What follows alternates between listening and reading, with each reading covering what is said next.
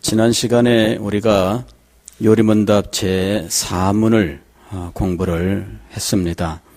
제4문은 하나님은 어떤 분이십니까? 하는 질문에 대하여 하나님은 영이시며 존재와 지혜와 능력과 거룩하심과 공의와 선하심과 진실하심이 무한하시고 영원하시며 불변하십니다 하는 내용이었습니다. 그래서 이 제4문을 강의하면서 특별히 하나님은 영이시니 하는 부분에 대해서 여러분들에게 조금 더 많은 시간에 걸쳐서 설명을 드렸습니다. 영이라고 하는 것은 우리들이 그 본질을 알 수는 없습니다. 다만 분명히 존재하기는 하지만 그러나 우리의 눈으로나 혹은 과학적인 그 어떤 측정 장치로서도 알 수가 없는 어떤 존재라는 것을 여러분들에게 말씀을 드린 것이지요. 과학적인 측정 장치로 측정을 할 수 없다. 그거는 현재까지의 과학 기술로서는 이런 정도의 어떤 의미를 갖고 있는 것은 아닙니다. 사실 현재까지 인간이 가지고 있는 측정 장치를 가지고 분명히 존재는 하지만 그것을 무슨 저울이라든지 이런 것을 가지고 이 무게를 재는 것처럼 그렇게 측정할 수 없는 것들은 얼마든지 있습니다.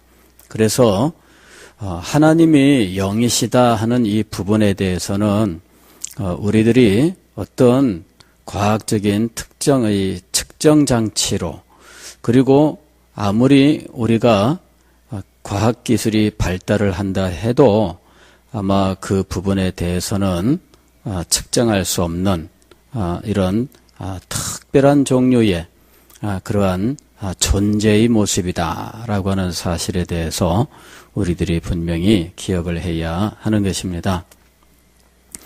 하나님은 영이신데 눈에도 보이지 않고 무슨 손으로 만질 수도 없고 혹은 인간이 가지고 있는 어떤 측정 장치로서 감각할 수 없는 분이지만 그럼에도 불구하고 이분은 분명히 어떤 특정한 모습으로 존재하고 계신다 하는 것과 그분의 지혜와 그분의 능력이 있다는 것이죠. 그리고 요리문답은 그분이 거룩하시며 공의로우시며 선하시며 진실하신 분이시다라고 말씀합니다. 즉 무엇인가 이분은 능력을 갖추신 분입니다. 그분의 존재에 있어서 능력이 여기에 존재와라는 말로 표현되어 있어요. 그리고 지혜에 있어서 능력이 있는 분이고요. 그 다음에 무엇인가 행하시는 능력과 권능이 있는 분이십니다. 그 다음에 도덕적인 성품을 가지고 있어서 거룩하심과 공의로우심과 선하심과 또 진실하심이 있으신 분이시다 하는 거죠. 그러니까 이 하나님은 우리 인간들을 볼 때 우리 인간들을 통해서 확인할 수 있는 모습들을 가지고 계신 분이에요. 우리 인간도 이 땅에 분명히 존재하고 있습니다. 물론 인간의 이 존재는 눈으로도 볼 수 있고 손으로도 만질 수 있고 인간이 가진 측정 장치로 이 존재를 측정할 수 있어요. 그래서 그 값을 가지고 나의 존재를 분명하게 말할 수 있습니다. 키가 얼마큼 되는지, 몸무게가 얼마큼 되는지, 심지어는 몸속에 지방의 양은 얼마나 되는지, 그래서 체지방 이것까지 다 양으로 측정 가능한 존재예요. 이렇게 측정이 가능하니까 우리의 존재는 부인할 수가 없죠. 눈으로도 보이고 손으로도 만질 수 있고 여러 가지 측정 장치로서 그의 키도 잴 수 있고 가슴 둘레도 잴 수 있고 뭐 또 몸무게도 잴 수 있고 심지어는 체지방까지 다 잴 수 있는, 그래서 우리의 존재는 부인할 수 없어요. 우리의 존재는 부인할 수 없어요. 그리고 우리는 이 세상에 존재하는 수없이 많은 동물들과 식물들 그리고 뭐 물질들을 우리는 그 존재를 부인할 수가 없죠. 그런데 그런 그 존재들이 동물 경우에는 지혜와 능력을 가지고 있다는 거죠. 그래서 동물들은 무엇인가 움직이고 그리고 그 움직임에는 분명한 어떤 판단력을 동원한 활동을 할 수 있다는 거예요. 그러니까 하다못해 이 벌레들도 기어다니고 있는데 기어다니는 이 벌레가 분명한 판단을 가지고 기어다니고 있다는 거예요. 그 앞에 무서운 돌멩이를 뚝 떨어뜨리면은 가다가 피해 가잖아요. 이 분명히 뭔가 판단하는 능력이 있어요. 이것이 지혜화라고 하는 부분입니다. 그런데 이게 그 능력이 천차만별이죠. 각 짐승에 따라서 천차만별이고 사람도 때로는 천차만별입니다. 그런데 하나님이 이런 지혜를 가진 분이시다 하는 것이죠. 그 다음에 능력입니다. 힘이 있다는 얘기예요. 무엇인가를 그 의지를 가지고 할 수 있는 것, 이것이 능력입니다. 뭔가 하고 싶어하는 마음이 있어요. 그리고 그 하고 싶어하는 마음을 의지라고 불러요. 그런데 이 의지는 지혜와 함께 작용을 해서 결과로 나타나는 거거든요. 그러니까 이게 능력이 되는 거예요. 그래서 이 능력이 큰 사람은 지혜를 동원하여 자신의 의지로서 무슨 일을 행하는데 더욱더 큰 일을 할 수 있는 거죠. 저는 가끔씩 무슨 달인이라고 하는 사람들 이런 걸 보면은 감탄을 금치 못하는 일들이 참 많잖아요. 보면은 남들 다 하는 일인데 이 사람은 특별하게 더 잘해요. 그죠? 그래서 어떻게 저렇게 할 수 있는 거야? 그런 모습을 보여주는 사람들이 있는 거죠. 근데 이런 것들은 일상생활 속에서 나타나기도 하고 혹은 각종 예술이나 어떤 체육 속에서도 나타나기도 하죠. 자, 이것이 바로 능력입니다. 의지를 가지고 행할 수 있다는 거죠. 의지를 어떤 결과물로 만들어내는 행동력, 그것을 능력이라고 말할 수 있겠죠. 이 능력은 단독으로 행사된다기보다는 지혜와 함께 작용을 하게 되어 있습니다. 자, 그 다음에 우리 사람의 경우에는 도덕성이라고 하는 걸 가지고 있어요. 도덕성이라고 하는 것은 그 거룩함 혹은 의로움 또 선과 악에 대한 판단 그리고 어떤 진실 이런 것들이 도덕적인 것들이죠. 이런 특성들을 인간이 가지고 있어요. 짐승들에게는 도덕성이 있는가? 사람들이 짐승들에게도 도덕성이 있는지를 연구를 했어요. 그리고 이 도덕성도 현대의 과학자들이 생각하는 것처럼 진화에 의해서 발달될 수 있는 것인가? 이런 부분에 대해서 연구를 했습니다. 그러나 도덕성은 진화의 단계에 비례해서 나타나지 않습니다. 무슨 말씀이냐 하면은 진화론을 주장하는 사람들이 보통들 진화 단계의 그 계통들을 만들잖아요. 그래서 인간이 가장 진화가 많이 되어 있다 이렇게 말하잖아요. 그런데 그러면은 어떤 지능에 있어서 또 그의 도덕성에 있어서 인간처럼 이 진화의 과정을 보여줄 수 있느냐? 이제 그것을 진화의 중요한 증거로 삼기 위해서 연구를 한 거예요. 그런데 짐승들에게 도덕성이 있는가? 아마 극히 초보적인 단계의 도덕성이라고 할까? 이런 것들을 찾으려고 하면 구태여 찾을 수는 있는 것으로 보여요. 가령 짐승들 중에도 자기 엄마 아빠가 되는 이 존재에게 가령 먹을 것을 양보하는 이런 이 모습들 볼 수 있거든요. 가령 엄마가 새끼에게 음식을 양보하는 것은 짐승 세계에서 흔히 볼 수 있습니다. 근데 도덕성을 말하기 위해서는 그 엄마가 새끼에게 양보하는 것이 아니라 새끼가 엄마에게 양보하는 것이 있어야 돼요. 그래야 도덕성을 말할 수가 있는 거예요. 그 다음에 선과 악의 판단에 의해서 선을 행할 수 있어야 이게 도덕성입니다. 그래서 짐승들에게서 이런 모습들을 볼 수 있느냐. 또 어떤 사람은 도덕성을 이 수치심에다가 두고 짐승이 수치를 아느냐. 이런 것들을 측정하는 이런 일들이 있었어요.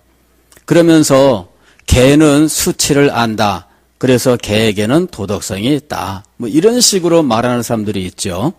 그러나 그런 것들이 다 쓸데없는 일들입니다. 아무리 찾는들 짐승들의 세계에는 그냥 소위 말하는 약육강식에 의한 자연 질서만 있는 것이지 거기에 무슨 대단한 도덕의식이 존재하는 것은 아니에요.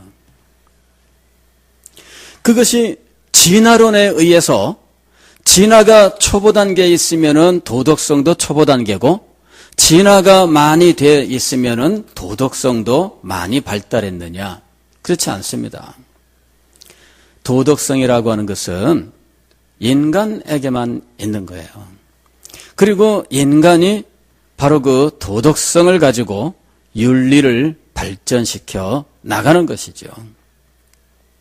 그러니까 이 거룩하심과 공의와 진실하심과 선하심과 이런 것들은 짐승들에게서는 찾을 수 없는 인간에게만 있는 특징이라는 것이죠. 문제는 하나님도 그런 분이라는 거죠. 그러면 하나님과 우리 인간은 도대체 무슨 차이가 있느냐 하는 겁니다. 그것이 요리문답 끝에 나오는 세 단어에 달려있는 거예요. 그게 뭐냐면은 무한하시고 영원하시며 불변하십니다 라고 하는 거예요. 이것이 하나님과 피조물들을 나누어 놓는 거예요. 다시 말씀을 드리면은 그 존재와 지혜와 능력과 또 거룩하심과 공의로우심과 진실하심과 선하심과 이런 것들은 사실은 인격을 가진 존재라면 당연히 가지고 있는 거예요. 무슨 말씀이냐면은 천사들도 이런 특성을 가지고 있어요. 인간도 이런 특성을 가지고 있어요. 그러면 하나님과 천사 혹은 하나님과 인간 사이에 차이는 뭐냐 하는 것이죠. 그 차이는 바로 이 세 단어예요. 무한하시며 영원하시며 불변하십니다. 이것이 하나님과 모든 다른 피조물들, 아니 피조물 중에서도 탁월한 존재인 인간과 하나님이 구별되는 부분이에요. 또 피조물 중에서도 인간은 영과 또 물질로 이루어져 있어요. 즉 영혼과 육체로 이루어져 있어요. 그러나 영으로 되어 있는 이 천사들과 하나님이 차이 나는 결정적인 부분이 무엇이냐 하는 거죠. 천사도 영입니다. 영이면서 어느 곳에 존재 가능해요. 지혜가 탁월하고 능력이 탁월해요. 거룩함과 공의와 선함과 진실함 이런 것들도 천사들이 가지고 있어요. 그러면 하나님과 천사는 어떻게 다르냐 이거죠. 그 차이 나는 결정적인 부분이 바로 무한하며 영원하며 불변하십니다. 요 세 단어에 있는 거예요. 세 단어에. 가령 하나님이 영이십니다. 천사도 영입니다. 그러면 다 똑같을까요? 또 인간은 영혼과 육체로 되어 있는데 인간의 영혼과 하나님은 다 같이 영이라고 말할 수 있습니다. 그렇다면 다 똑같은 영일까요? 그럴 수가 없어요. 왜냐하면 하나님은 무한하며 영원하며 불변하시기 때문이죠.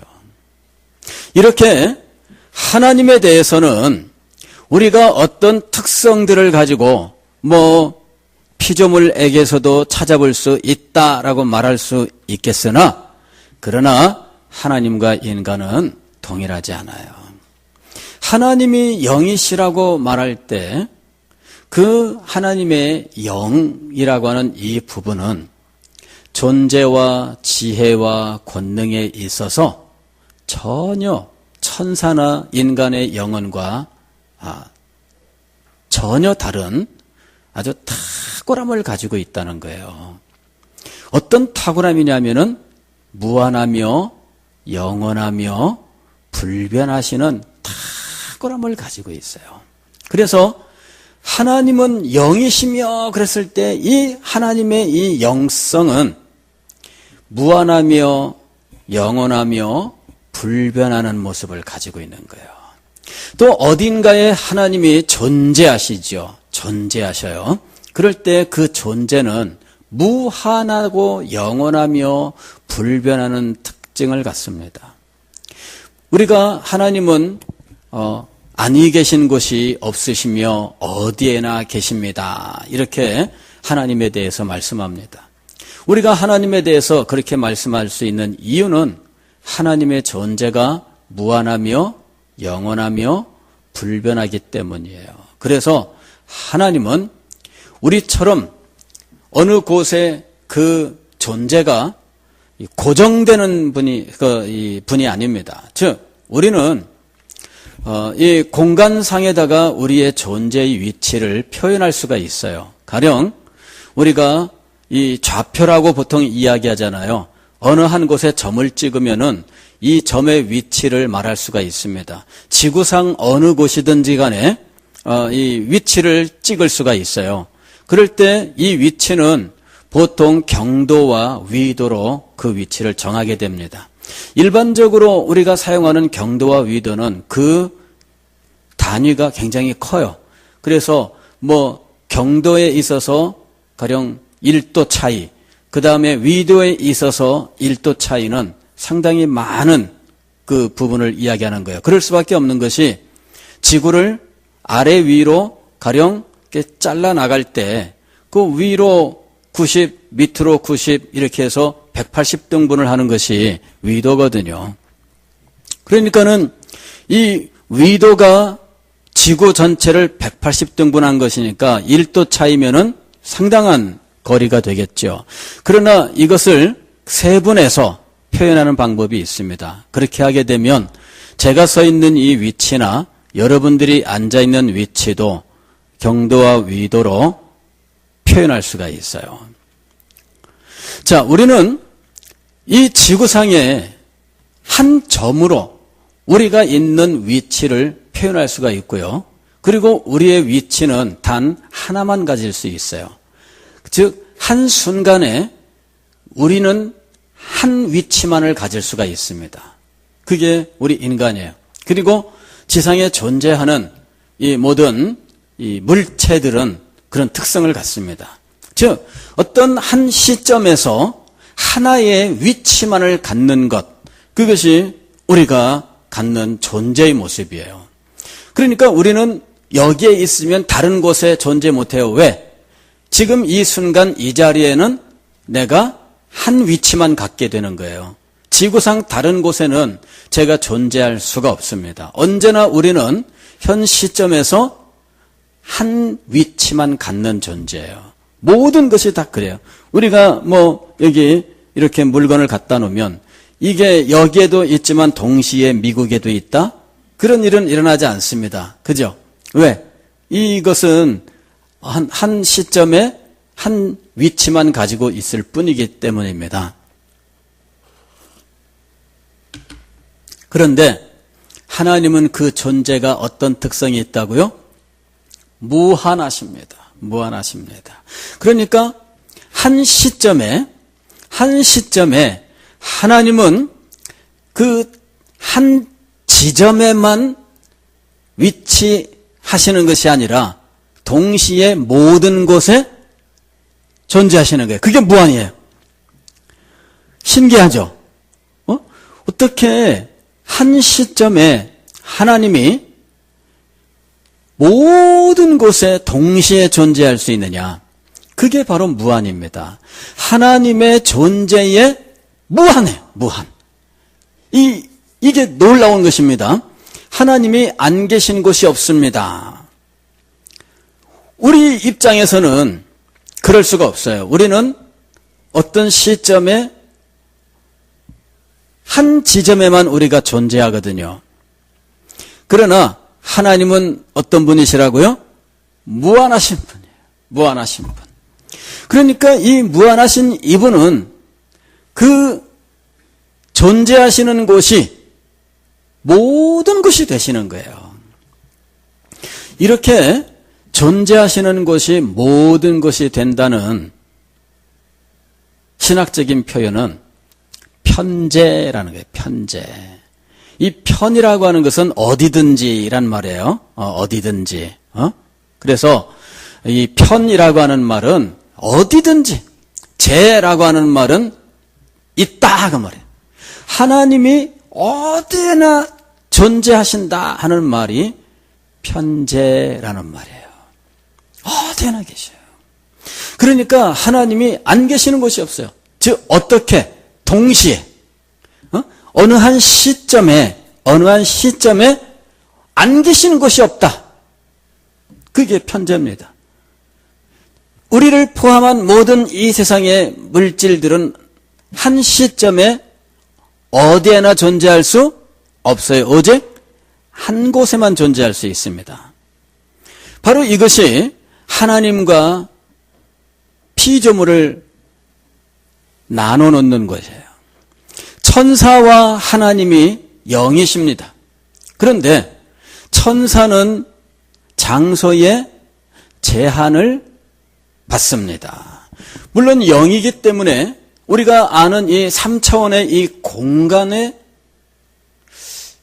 자유롭지 않을까 이렇게 생각할 수 있을지 모르지만 천사는 3차원 공간 내에서도 이동을 해야 되는, 즉 그가 어느 시점에 동일한 시점에 한 군데에만 존재하는 제한을 갖고 있다라고 하는 거예요.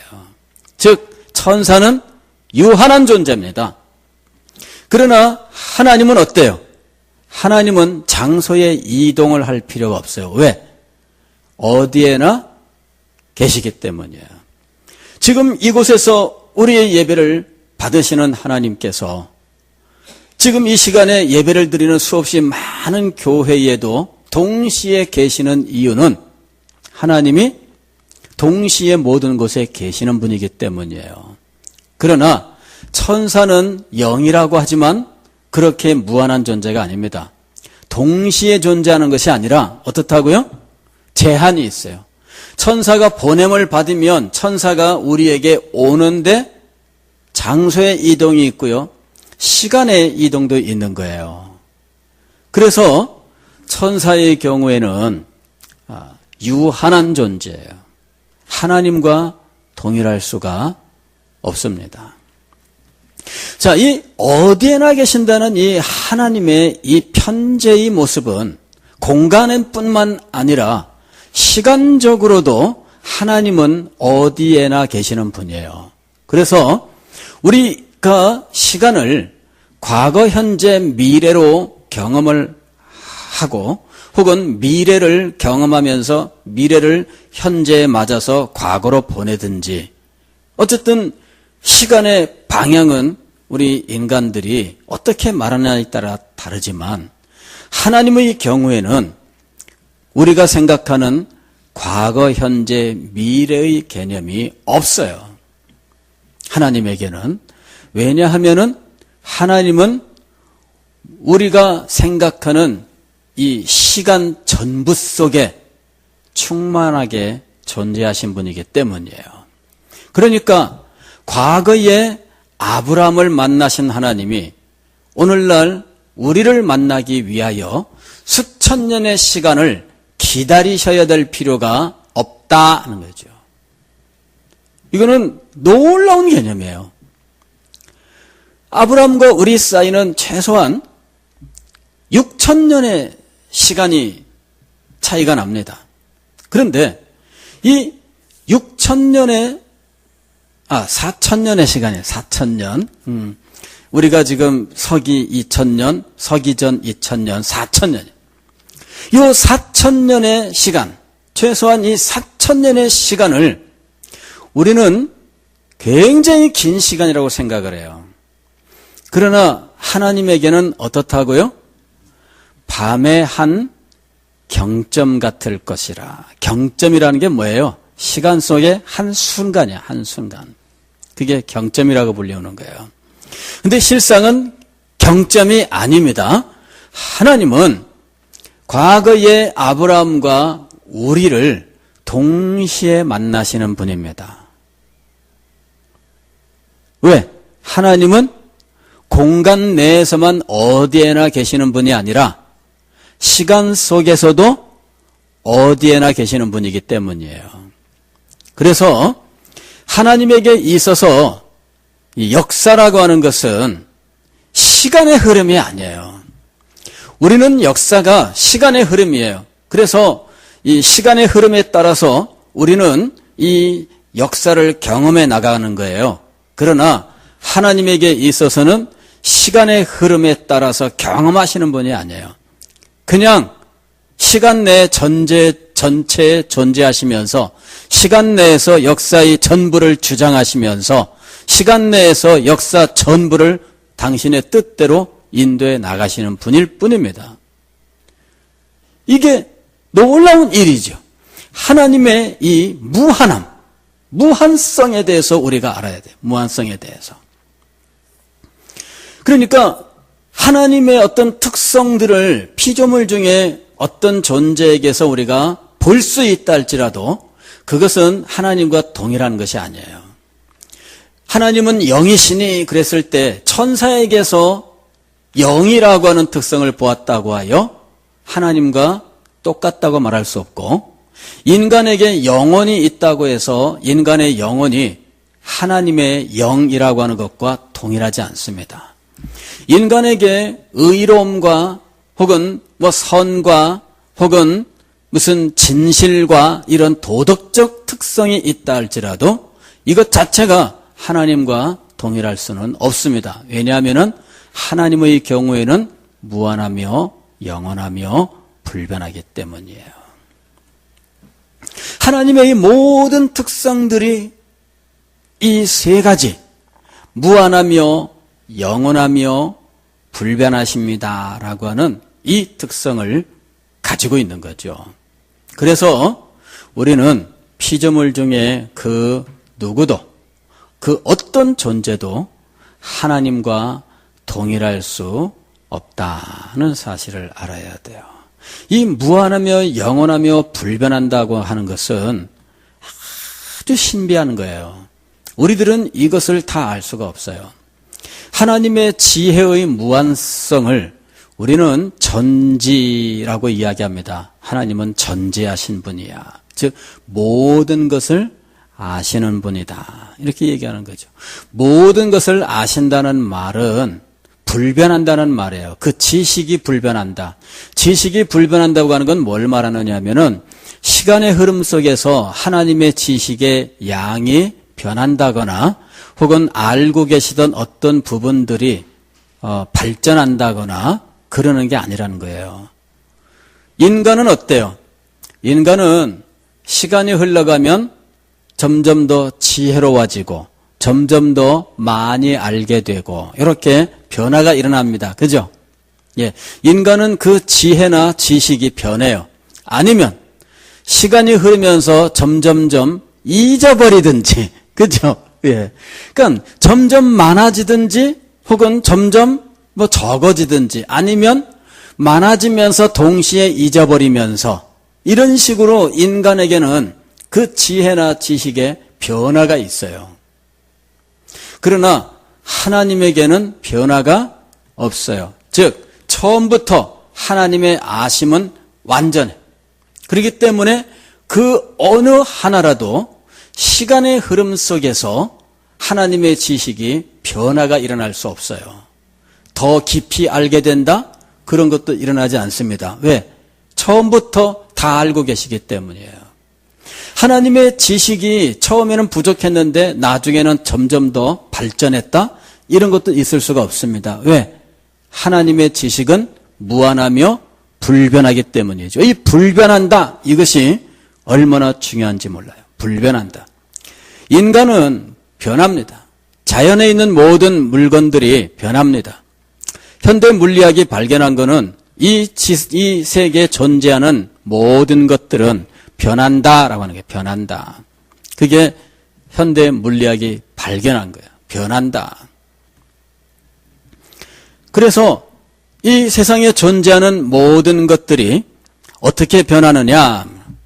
에너지가 높은 곳으로부터 낮은 곳으로 변해가요. 이 물건이 가령 이 음식물이 썩는다. 이게 바로 이게 높은 곳에서 낮은 곳으로 변화되는 과정이에요. 그러니까 이런 변화들, 이런 것들을 보면은 녹슬고 그러면서 나중에 부스러져요. 이게 전부 다 변하는 거예요.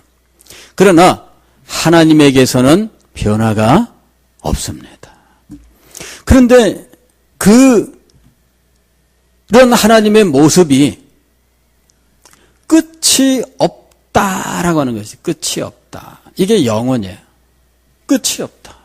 그런 모습을 하나님이 언제 갖게 되셨나? 그거를 말할 수가 없어요. 시작도 없고 끝도 없으시니라. 무한하며 그 다음에 불변하시는데 시작도 없고 끝도 없는 거예요. 이게 하나님이에요. 그러니 이런 하나님이 도대체 몇 분이겠습니까? 예, 이게 제 5문입니다. 요리문답 제 5문은 이렇게 되어 있어요. 제 5문, 하나님은 한 분 외에 또 다른 하나님이 계십니까? 답은 하나님은 오직 한 분뿐이시니 그분은 살아계신 참 하나님이십니다. 이런 하나님이 또 있을까요? 이런 하나님은 한 분밖에 없어요. 하나님은 오직 한 분뿐이시니 이 세상에 하나님 혹은 신이라고 부르는 존재가 수없이 많다는 사실을 우리는 잘 알고 있어요.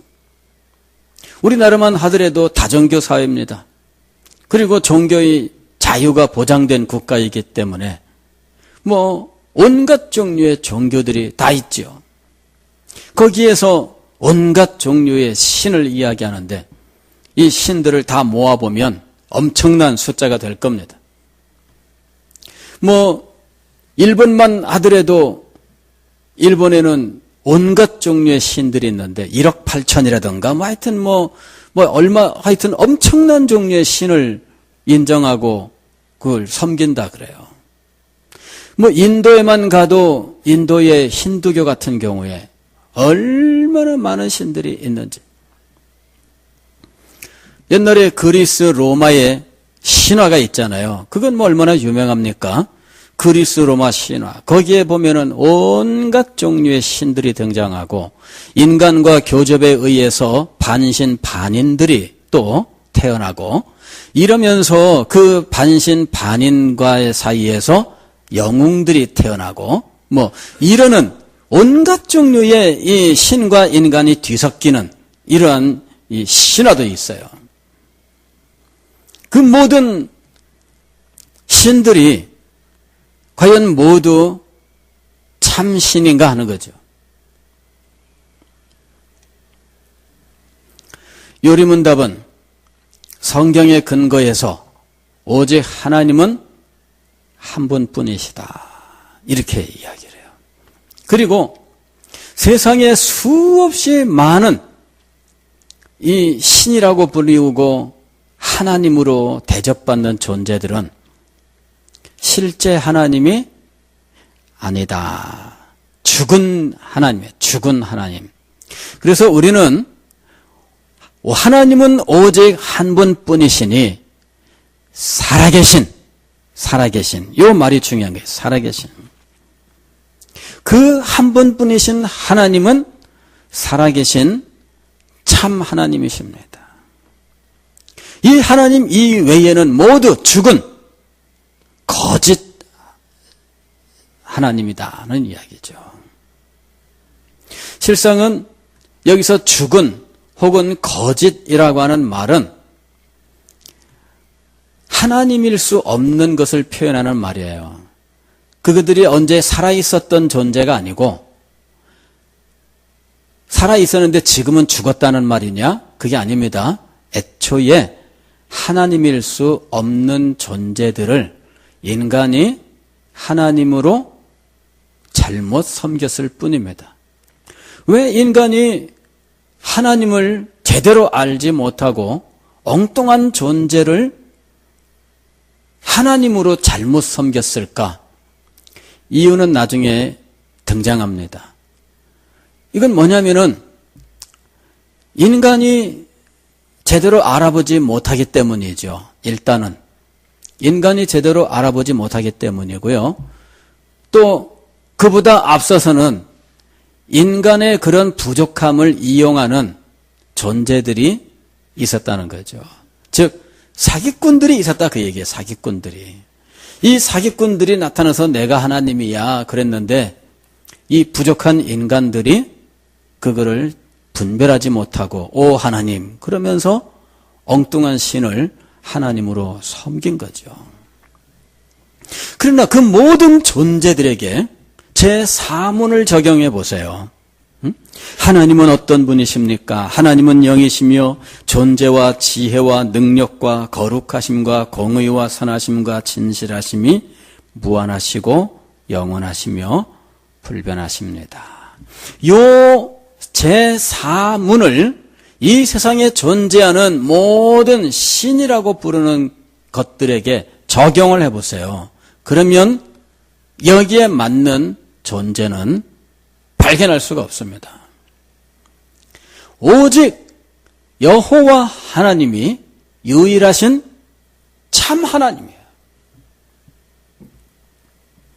이스라엘아 들으라 우리 하나님 여호와는 오직 유일한 여호와이시니.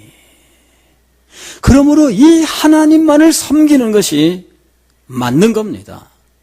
너는 마음을 다하고 뜻을 다하고 힘을 다하여 네 하나님 여호와를 사랑하라. 사랑하는 성도 여러분, 오직 하나님은 영이시며 그 존재와 지혜와 권능과 거룩하심과 공의로우심과 선하심과 진실하심이 무한하며 영원하며 불변하십니다. 이것이 참되게 적용된 오직 유일하신 참 하나님이 계신데 우리는 그 하나님만 사랑하고 그 하나님만 경배해야 하는 것입니다. 기도하겠습니다.